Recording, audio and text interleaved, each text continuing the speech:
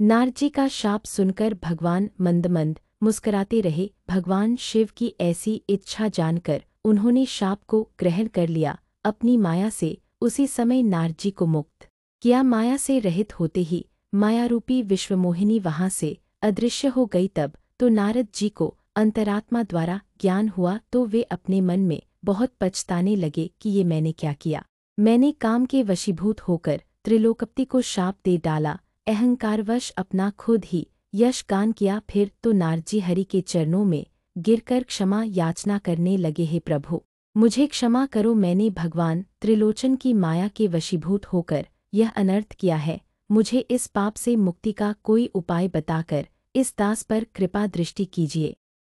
नारद जी के द्वारा क्षमा याचना के ऐसे वचन सुनकर भगवान विष्णु ने अपने चरणों में पड़े श्रीनारद जी को उठाकर बड़े प्रेम से अपने गले लगाया और मधुर वाणी द्वारा कहने लगे, हे नारद जी, तुमने भगवान शंकर का कहा नहीं माना, यह सब उसी का परिणाम है। वह पारब्रह्म सच्चिदानंद सत्व रज तम से दूर है, निर्गुण निर्विकार है।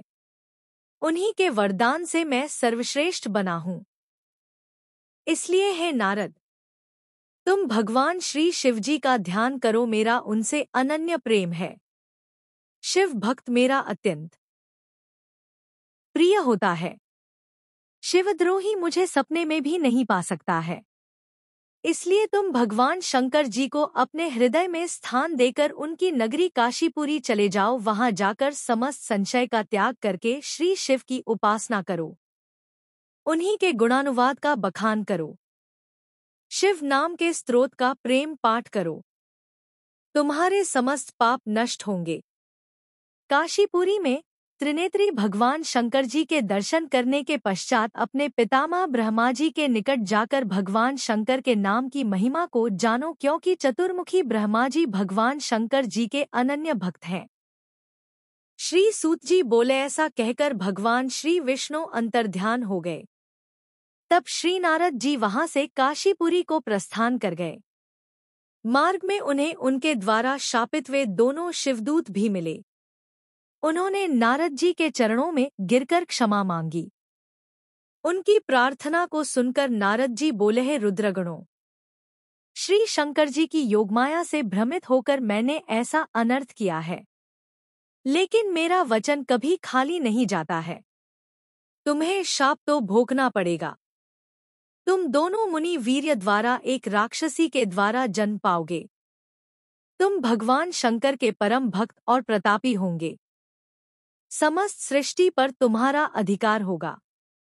अनेकों साल सुख भोगने के पश्चात भगवान विष्णु अपने दूसरे रूप में आकर तुम्हें मुक्ति प्रदान करेंगे। ऐसा कहकर नारद जी श्री ब्रह्मा जी के पास जाकर प्रार्थना करने लगे, हे प्रभु, भगवान श्री विष्णु की कथा तो आपने मुझे सुना दी। अब मुझे भगवान शंकर जी के अनेक चरित्रों को सुनने की तीव्र लालसा है। मैं यह जानना चाहता हूँ कि सदाशिव सृष्टि के अतिरिक्त किस रूप में आते हैं, सृष्टि के मध्य में उनकी क्या लीला होती है, तथा सृष्टि के अंत में अर्थात सृष्टि के प्रलयकाल में वह सदाशिव महेश्वर कहाँ पर निवास करते हैं और प्रसन्न होकर अपने भक्तों को क्या देते हैं, तथा भगवान शिव किस प्रकार शीघ्र प्रसन्न होते हैं, तथा सभी चरित्रों का विस्तृत वर्णन मुझको सुनाइए, जिससे मेरा इस भवसागर से कल्याण हो जाए।